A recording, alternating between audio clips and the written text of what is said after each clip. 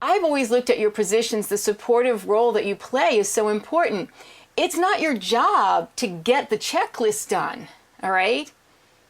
In which some people go, it's not. No, it's your job to intervene and maybe uncover and teach the skills or enhance the skills that prevented them from getting this stuff done on their own.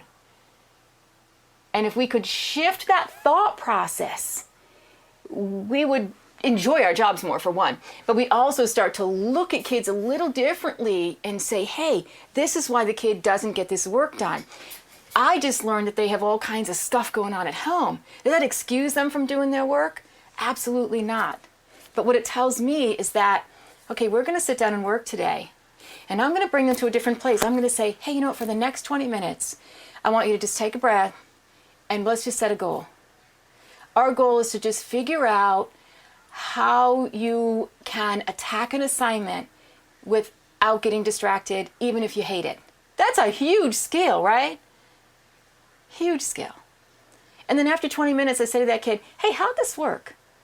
How do we do today? And all of a sudden, I start to tap off teaching them a skill to get the work done. Even if we didn't get the paper done, we worked on the skills that prevent them from getting the paper done.